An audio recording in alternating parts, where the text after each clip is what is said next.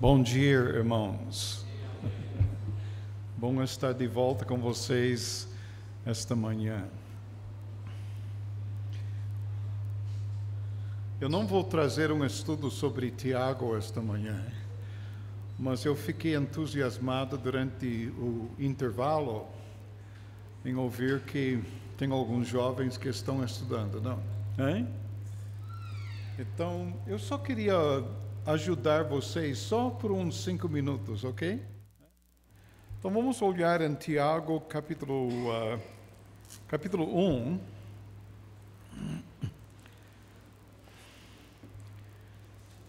E versículo 19. Tiago capítulo 1 e versículo 19.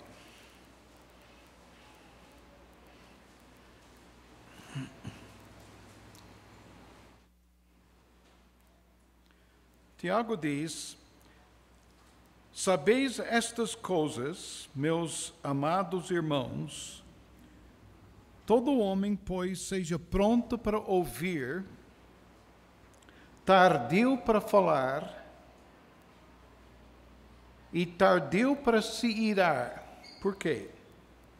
Porque a ira do homem não produz a justiça de Deus. Por muito tempo eu achei que esses 2 versículos ficaram meio soltos no livro de Tiago. Mas quanto mais estudo Tiago, eu chego à conclusão de que realmente é o esboço de Tiago. Se você pensa comigo, todo homem, pois, seja pronto para ouvir. Os primeiros 2 capítulos de Tiago falam sobre ouvir. A importância de ouvir a palavra. Porque a ênfase de Tiago é que você não pode ser um mero ouvinte, você tem que ser um praticante da palavra. Agora, você não pode ser um praticante da palavra se você não dar ouvidos à palavra. Ok? Então, ele diz, primeiramente, seja pronto para ouvir. Em segundo lugar, tardio para falar. Se você olhar em capítulo 3, ele começa a falar em capítulo 3 sobre a língua. Então ele diz, seja tardio para falar. Por quê? Porque o que acontece muitas vezes, a gente fala besteira. Desculpe a expressão, mas a gente fala besteira. Por quê? Porque a gente não tem ouvido a palavra e não temos praticado a palavra. Simplesmente falar qualquer coisa não adianta. Você tem que proteger esta língua para que você esteja falando o que Deus está falando por intermédio de sua palavra. O que vai resolver os problemas da nossa vida é a palavra de Deus. Certo? Então, seja pronto para ouvir, para que seja praticante, mas não fale antes de ouvir e praticar. Porque quando você pratica a palavra, você tem autoridade. Ok? Você percebe que uma pessoa que vive segundo o ensino da palavra de Deus tem muito mais autoridade quando prega a palavra. Então é isso que ele está dizendo. Finalmente ele diz, tardio para se irar.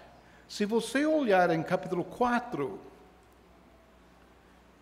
ele começa a dizer, de onde procedem guerras e contendas que há entre vós, de onde senão dos prazeres que habitam, que militam na carne, cobiçais e nada tendes, matais e invejais, e nada podeis obter, viveis e lutar e fazer guerras, nada tendes porque não pedis. Aqui ele está falando sobre a nossa ira. Quando você olha na palavra de Deus, Tiago diz que a palavra de Deus é um espelho. Olhou no espelho esta manhã? Quando saiu de casa? Olhou? Sim. E você percebeu que você tem que tomar medidas drásticas antes de sair de casa. Hã? Quando você olha na palavra de Deus e você vê como Deus vê você, você tem que tomar medidas drásticas. Não adianta você se irar. Eu não gosto daquilo que Deus está dizendo a respeito de mim na palavra, porque a ira do homem não produz a justiça de Deus. É só a palavra de Deus que vai mudar e transformar o meu viver. Eu creio que isto ajuda você a entender onde Tiago está querendo chegar nessa epístola, ok? Era só isto que eu queria transmitir. Eu fico entusiasmado quando eu ouço que jovens estão levando a palavra de Deus a sério, porque é isto que a gente tem que fazer.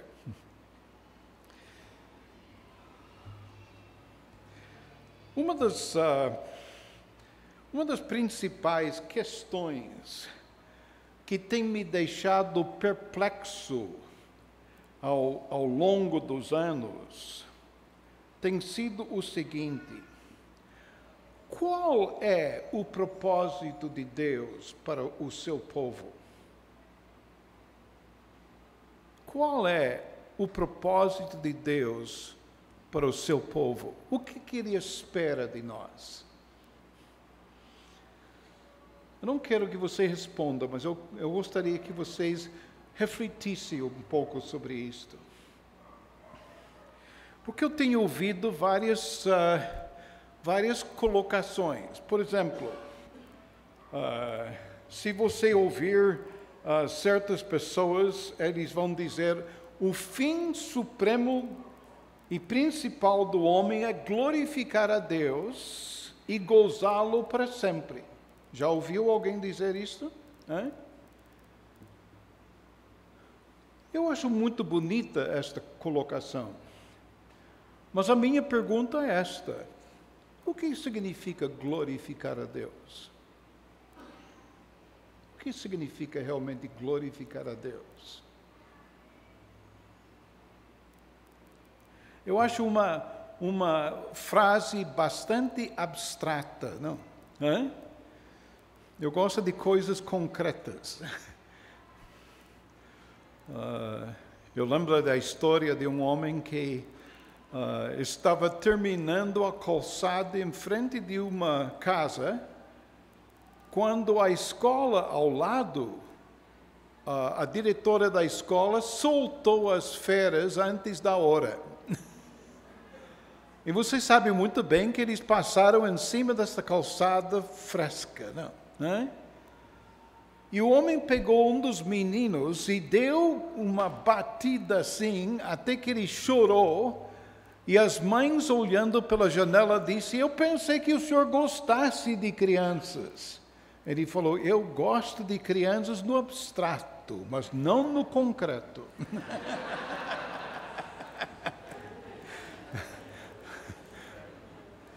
Agora, dizer que você deve glorificar a Deus é uma frase bem abstrata. O que quer dizer isto no concreto? Outras pessoas pegam aquela frase que o Senhor usou quando ele respondeu àquele advogado, e ele disse: o principal, o maior mandamento é amar a Deus acima de todas as coisas, não? Mas o que quer dizer amar? Como é que a gente ama a Deus? Um dos grandes problemas no Velho Testamento é que o povo tinha problemas em amar um Deus invisível. Não era este o problema? Quantas vezes nos Salmos você ouve o salmista dizendo: Senhor, onde está? E quando o salmista não estava dizendo isso, tinha gente que estava perguntando: onde está seu Deus? Me mostre onde está seu Deus. Como é difícil lidar com um Deus invisível, não? Como é que você ama um Deus invisível? Graças a Deus, quando chegamos no Novo Testamento, o Deus invisível se tornou visível na pessoa de Cristo Jesus. Mas como é que a gente ama a Deus? O Senhor Jesus respondeu, existe um segundo mandamento. Você ama um Deus invisível por amar pessoas visíveis. Mas como é que a gente ama? Mais uma vez, eu acho que é uma expressão muito vaga. Eu queria uma coisa mais concreta em dizer isto. E é isto que eu gostaria de refletir sobre isto esta manhã. Vamos para Romanos capítulo 8.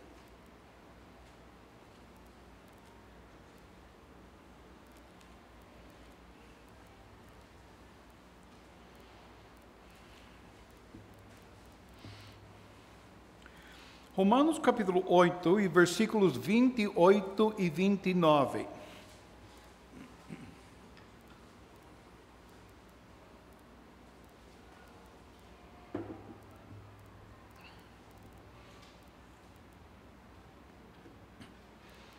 Um trecho bastante conhecido na palavra de Deus, que diz assim, versículo 28. Sabemos que todas as coisas cooperam para o bem daqueles que amam a Deus, ok? Aí temos uma das frases que a gente destacou, que amam a Deus. Mas o que quer dizer amar a Deus? Daqueles que são chamados segundo o seu propósito. Lembra a pergunta que eu fiz? Qual é o propósito de Deus para o seu povo? Aqui ele responde. Ele falou, daqueles que são chamados segundo o seu propósito. Mas qual é o propósito de Deus? Ele diz, versículo 29, porquanto aos que de antemão conheceu, também os predestinou para serem conformes à imagem de seu Filho. Aí que temos o propósito de Deus. Ele diz, os predestinou para serem conformes à imagem de seu Filho. A fim de quê? A fim de que seja ele primogênito entre muitos irmãos. E aos que predestinou, a esses também chamou. E aos que chamou, a esses também justificou. E aos que justificou, a esses também glorificou. Tem gente que fala muito sobre predestinação hoje em dia. Mas as pessoas mal entendem esta palavra. A predestinação nas Escrituras não fala sobre o nosso destino, não. Nós fomos chamados e destinados para sermos conformes à imagem de seu Filho. Esse é o propósito de Deus. Predestinação é isto, que nós vamos ser como o Filho de Deus. Agora, deixe-me voltar um pouco. O que quer dizer glorificar a Deus? Eu acho que a única maneira que nós podemos glorificar a Deus é quando nós temos uma vida semelhante à vida do Senhor Jesus. É isso que glorifica a Deus. Quando eu sou semelhante à pessoa de Cristo Jesus. O que significa amar a Deus? Como é que as pessoas vão saber que eu amo a Deus? Eu creio que as pessoas vão saber que eu amo a Deus quando eu sou semelhante à pessoa de Cristo Jesus. Nós somos destinados para isto. Paulo diz a mesma coisa em Efésios capítulo 1.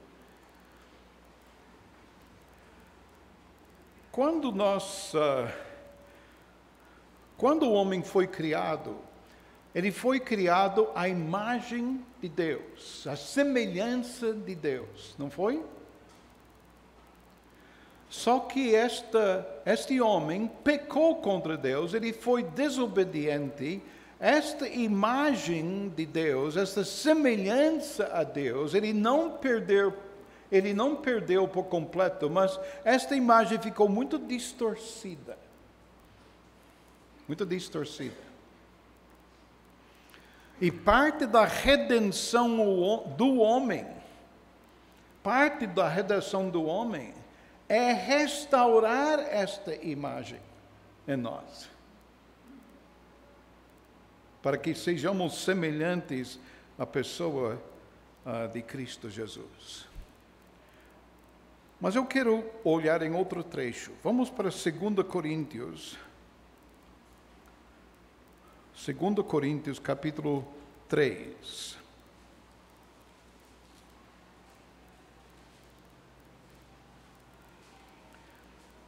E versículo 18.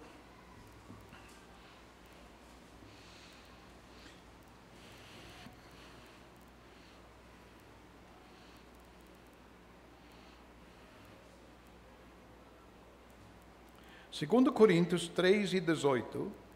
E todos nós, com o rosto desvendado, isso em contraste com Moisés, lembra que quando ele subiu ao monte, ele tinha que ter o rosto velado, porque ele não podia contemplar Deus.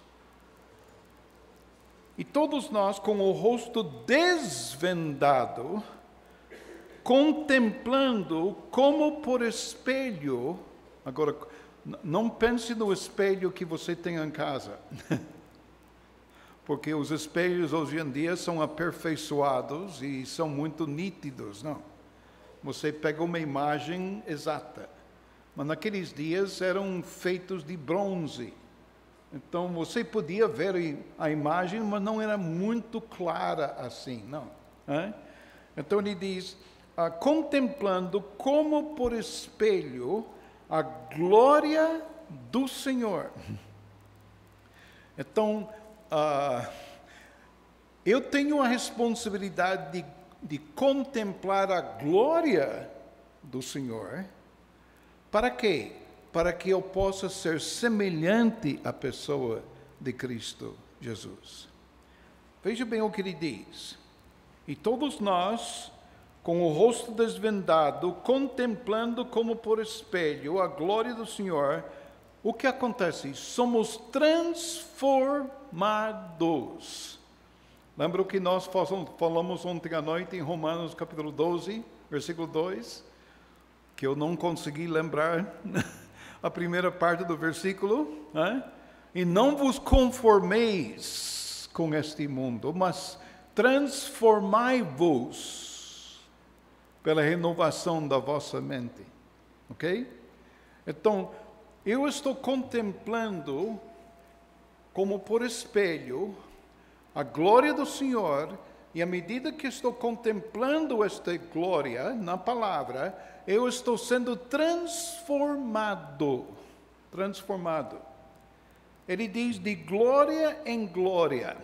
Quando eu vejo esta expressão de glória em glória, eu penso nas ondas do mar, não? Uma onda após outra. E aos poucos, onda após onda, eu estou sendo transformado.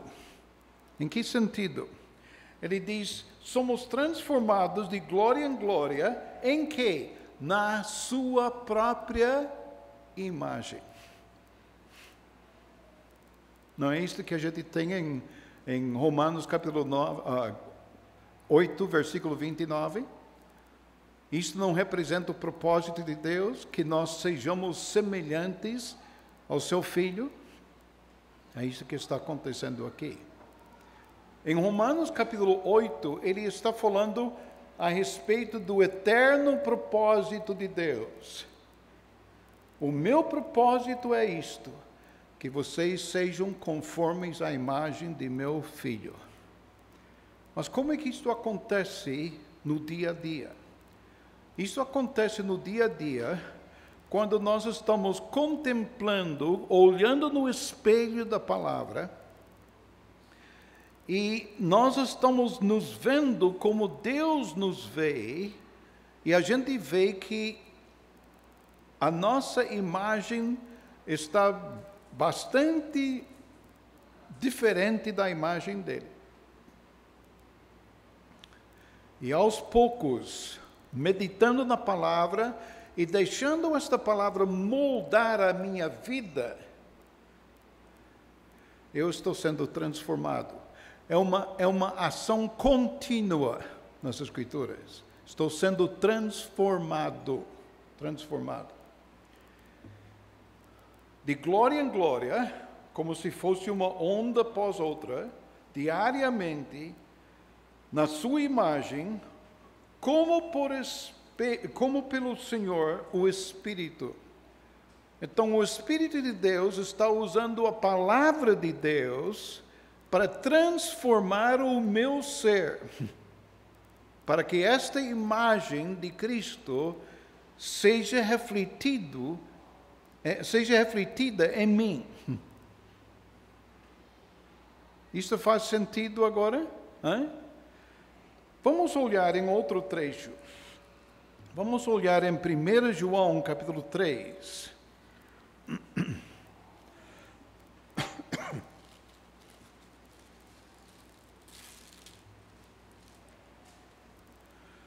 Primeira João, capítulo 3, e vamos ler no versículo, vamos começar no versículo 1. Vede que grande amor nos tem concedido o Pai. Quando ele fala grande amor, ele não está usando um termo que fala de quantidade aqui. Grande amor. Ele está falando a respeito de qualidade de amor.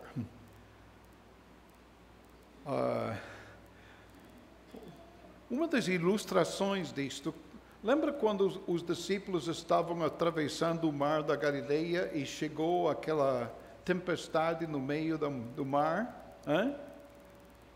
E eles acharam que o Senhor estava totalmente desligado de tudo. Mas quando acordaram o Senhor, ele levantou e ele acalmou os ventos e acalmou as ondas. E eles olharam, que tipo de homem é esse? Nunca vimos esse tipo de homem antes. E este é o mesmo sentido. De onde veio esse tipo de amor? Nunca vimos um amor como este. É uma qualidade de amor que não era visto aqui antes na terra. Então, vede que grande amor nos tem concedido o Pai, ao ponto de sermos chamados filhos de Deus, e de fato somos filhos de Deus. Por essa razão, o mundo não nos conhece, porquanto não o conheceu a Ele mesmo. Amados, agora somos filhos de Deus. Agora veja bem, e ainda não se manifestou o que havemos de ser. Sabemos que quando Ele se manifestar, seremos semelhantes a Ele, porque havemos de vê-lo como Ele é. O trecho em Romanos capítulo 8 falou sobre o eterno propósito de Deus, de sermos conformes à imagem de seu Filho, sermos semelhantes a Ele. Paulo, em 2 Coríntios, está falando sobre este processo de transformação. Quando João fala sobre isto, ele fala sobre o futuro. E ele diz, o futuro diz, ainda não se manifestou o que havemos de ser, mas sabemos que quando Ele se manifestar, seremos semelhantes a Ele. Em outras palavras, o processo vai se completar. E finalmente seremos semelhantes a Ele. Ele diz que existe uma coisa que sabemos. mas ao mesmo tempo existe algo que não sabemos. A respeito de não sabermos, ele diz, e ainda não se manifestou o que havemos de ser. Não sabemos ainda como vai ser em sua plenitude esta semelhança a Cristo. Mas uma coisa que nós sabemos, com certeza, quando Ele se manifestar, seremos semelhantes a Ele. Não é bonito isto? Hã? Mas, mais uma vez, eu estou preocupado, não apenas com esses termos abstratos, mas concretos. O que isto significa na realidade? Então, eu queria olhar em alguns trechos da Palavra de Deus esta manhã para mostrar como podemos entender como esta transformação está ocorrendo em nós, pelo Espírito. Então, vamos olhar primeiramente em Filipenses capítulo 2.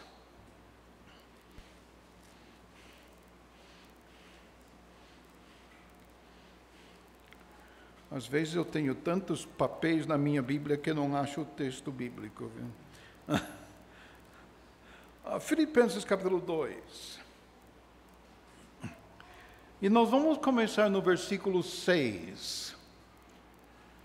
Nós conhecemos bem esse trecho.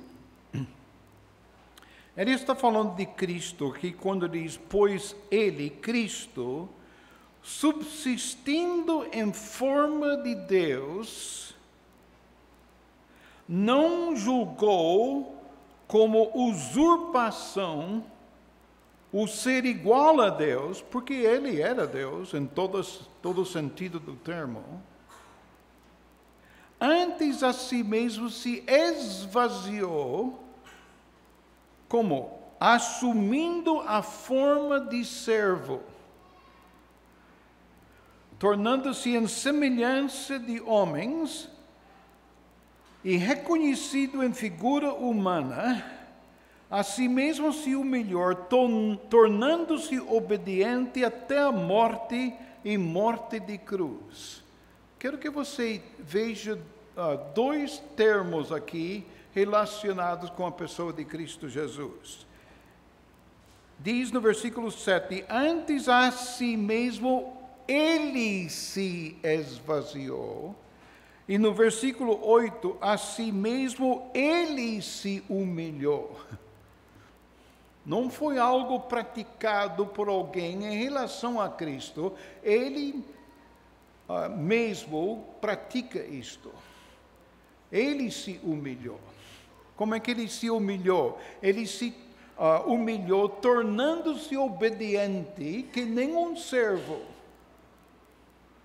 Ok? Agora, em que sentido eu posso ser semelhante a ele? Porque veja bem versículo 5. Tendo em vós o mesmo sentimento ou a mesma atitude que houve também em Cristo.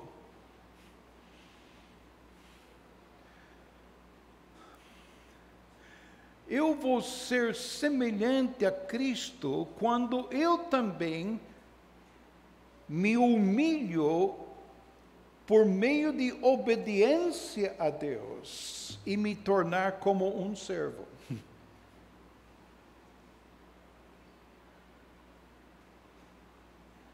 Isto é claro no trecho? Eu creio que sim. Ele diz, tende em vós o mesmo sentimento que houve também em Cristo Jesus. Agora veja bem os versículos que vêm antes. Versículo 2. Completai a minha alegria de modo que penseis a mesma coisa, tenhais o mesmo amor, sejais unidas de alma, tendo o mesmo sentimento ou a mesma atitude. Que atitude é esta? Nada façais por partidarismo ou vanglória, mas por humildade Veja bem esta frase. Ele se humilhou, mas por humildade, considerando cada um os outros superiores a você. O que quer dizer por isto? Versículo 4. Não tenha cada um em vista o que é propriamente seu. O que era propriamente seu em relação a Cristo? Ele era Deus. Ele não tinha essa posição por usurpação. Ele era Deus. Mas aqui diz, não tenha cada um em vista o que é propriamente seu, senão também cada qual o que é dos outros. Porque ele se tornou obediente a Deus? Porque ele queria servir aos outros. E foi isto que ele fez através de sua morte na cruz. Agora ele quer esta mesma atitude em nós. É isso que quer dizer semelhante a Cristo. Deixe-me dar um outro exemplo disto. Vamos para João capítulo 13, onde fala a respeito desta ideia de servo. João capítulo 13.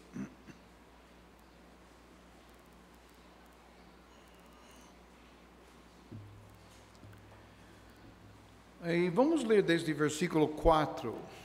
Seria interessante abordar esse trecho, mas eu não tenho tempo de fazer isto esta manhã. Era costume no Novo Testamento que quando você saía de casa para ir aos banhos públicos. E nos banhos públicos você tomava um banho. Mas depois que você saiu do banho público, aí você ia na casa de alguém. Só que você ia com sandálias nos pés, não tinha pavimentação naquele tempo, as ruas eram poeirentas. Então era costume naquele dia de ser recebido na casa de alguém e, entre outras coisas, ter os seus pés lavados. Só os pés, porque você tinha tomado banho, não? Só os pés que ficaram sujos. Mas quando o Senhor Jesus reuniu-se com seus discípulos aqui, lembra que eles estavam num lugar alugado para este fim, então não era casa de ninguém. Então, porque não era casa de ninguém, ninguém tomou a iniciativa de levantar e lavar os pés dos outros. Então veja bem, versículo 3, ou versículo 4, melhor.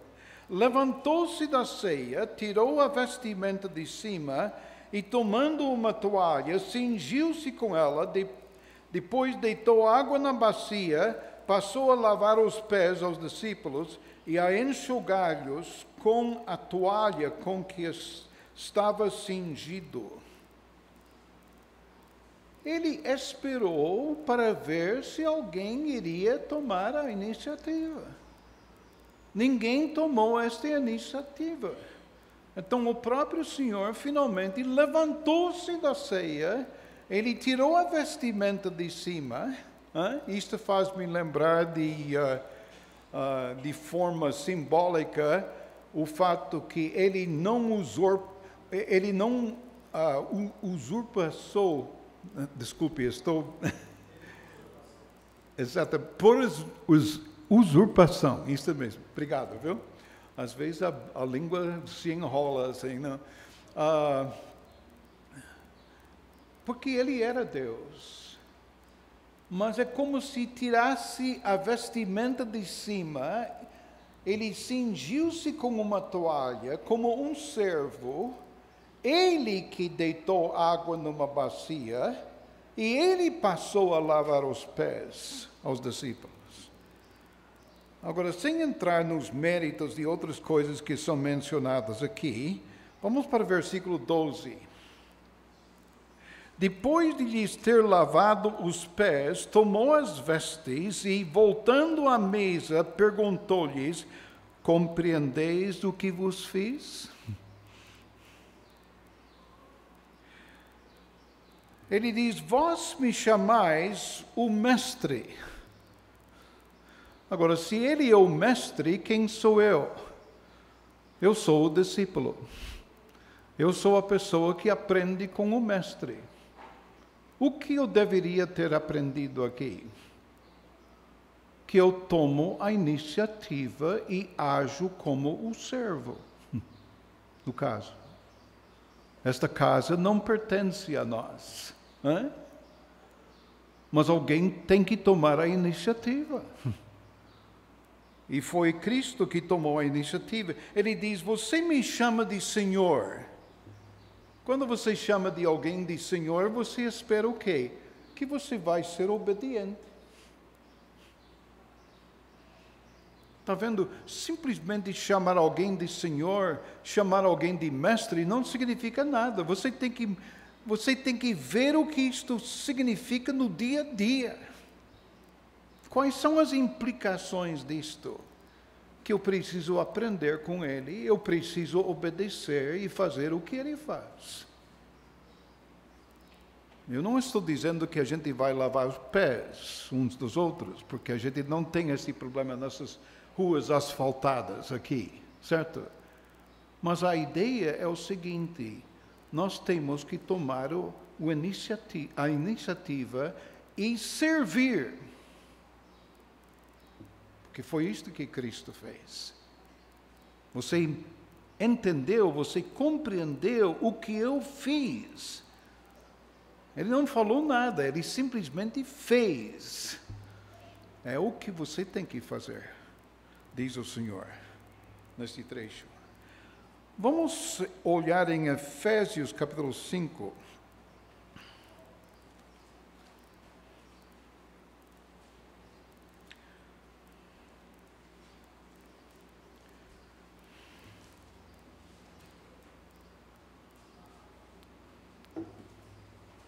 E vamos começar no versículo 1. Ele diz, sede, pois, imitadores de Deus. Vocês compreenderam o que eu fiz? Então, seja imitadores. Sede, pois, imitadores de Deus, como filhos amados, e andai em amor. Andai em amor. O termo andar no Novo Testamento, e principalmente nas epístolas, leva o sentido do nosso comportamento, como a gente se conduz, como a gente se comporta. A gente se comporta em amor. Nós éramos filhos amados de Deus. Agora, existem pessoas ao redor de nós que são amados por Deus, mas como é que eles vão saber disto? Eles só vão saber disto quando nós os amamos. Então ele diz, andai em amor, como também Cristo vos amou, e se entregou a si mesmo por nós, como oferta e sacrifício a Deus, em aroma suave. E depois ele começa a mostrar que isto tudo tem a ver com o nosso comportamento. Meus irmãos, nós temos que ser semelhantes a Cristo na maneira como a gente se comporta, como a gente se conduz neste mundo.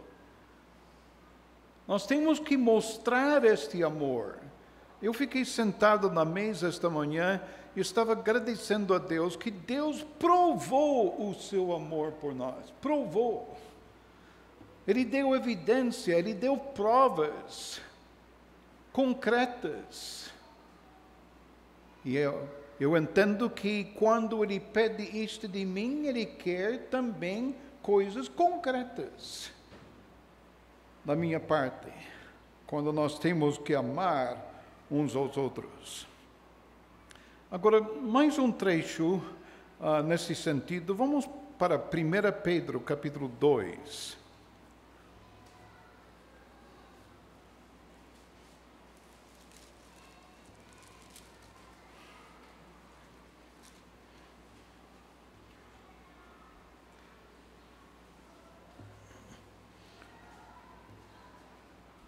A epístola de Tiago, também as epístolas de Pedro,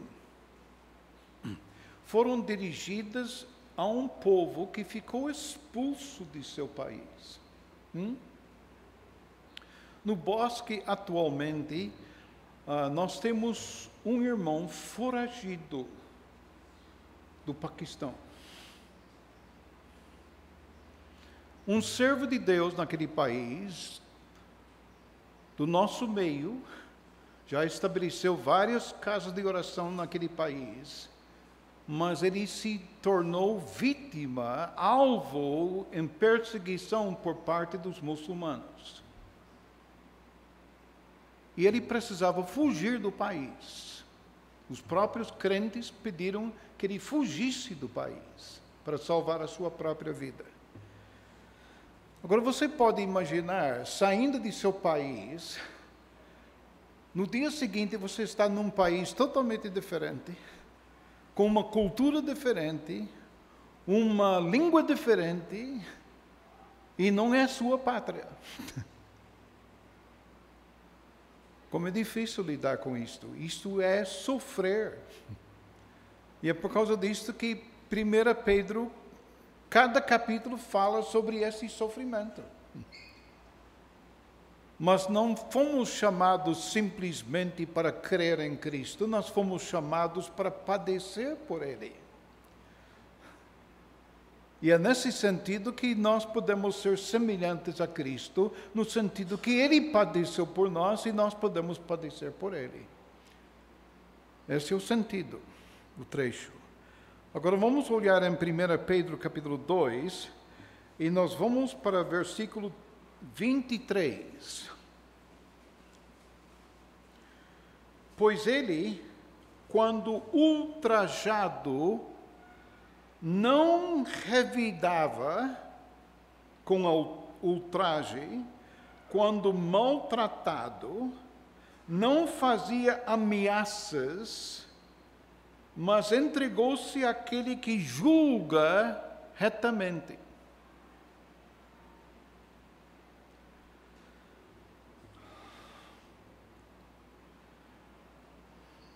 No versículo 21, porquanto para isto mesmo fostes chamados, para que também Cristo sofreu em vosso lugar, deixando-vos exemplo para seguirdes os seus passos. Ontem, quando estava na rodoviária de São Paulo, eu vi uma cena que muito me chocou. Um homem de mini saia. Isso é provocador. E ele está querendo me provocar. Hein? Ele está querendo provocar uma reação minha. Hein? Mas é interessante como Cristo não reagia em momentos assim. Muito pelo contrário. O seu amor era mais forte do que a sua reação. A sua atitude para com essas pessoas. A minha esposa trabalha nos hospitais e muitas vezes ela está no pronto-socorro. E um dia ela estava falando com um dos pacientes que entrou e ela começou a compartilhar o Evangelho com esta pessoa. E essa pessoa virou e disse, pode parar bem, eu conheço tudo isto. Também fui criado numa igreja evangélica. Mas era um travesti. E na hora houve uma reação, isto é algo nojento. E a minha esposa precisava voltar para casa. Ela disse, Deus, eu não volto para esse pronto-socorro, a não ser que eu possa manifestar o teu amor por pessoas assim. E foi isso que ela fez. E muitas dessas pessoas hoje em dia são transformadas pelo Evangelho. Não somente são membros de uma igreja, mas são pessoas que têm responsabilidade nas igrejas. São servos usados por Deus. Estamos sendo transformados de glória em glória. Isto não acontece de um momento para o outro, mas acontece. Eu queria terminar esta manhã falando sobre a nossa missão neste mundo. Vamos para João capítulo 20 e versículo 21.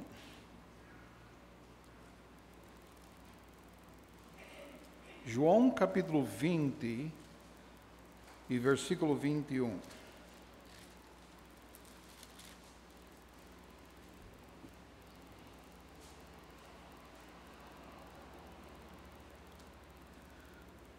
Disse-lhes, pois, Jesus outra vez: paz seja convosco, assim como o Pai me enviou, eu também vos envio.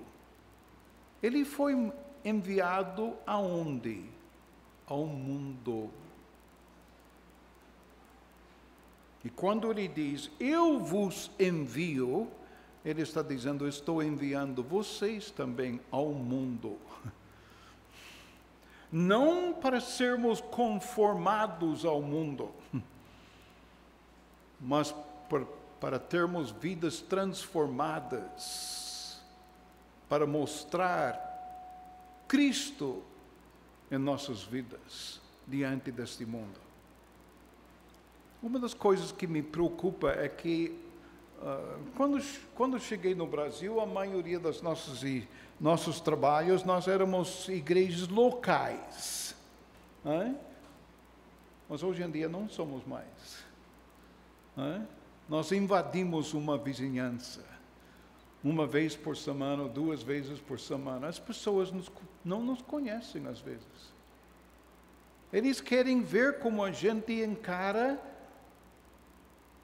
as dificuldades neste mundo. Que diferença fez Cristo em sua vida? Como é que Cristo consegue manter o seu relacionamento entre marido e esposa? Entre pais e filhos? Como é que vocês agem quando vocês perdem o seu emprego? Como é que vocês podem viver em paz com isto? Certo? Isto é mostrar de forma concreta a diferença que Cristo fez em nossas vidas. Deixe-me só dizer em terminar.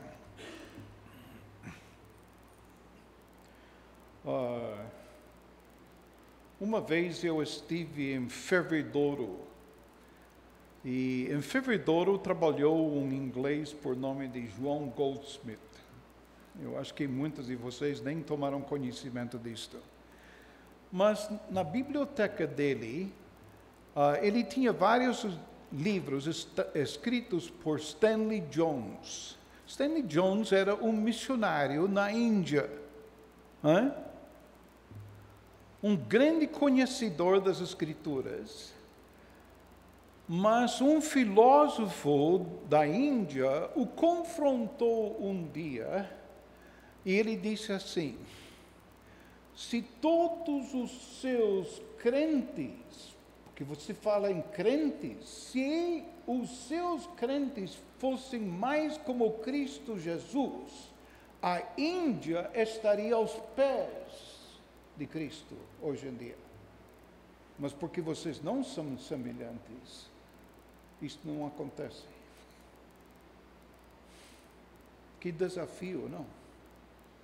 Que desafio. Vamos trazer isto para os dias de hoje.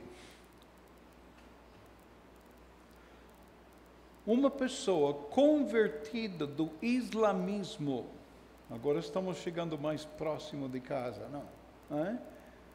Este homem falou: se vocês, cristãos, fossem mais semelhantes à pessoa de Cristo, islamismo não existiria hoje em dia.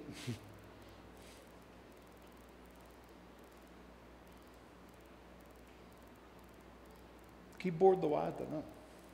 Hã? Que confronto para nós esta manhã.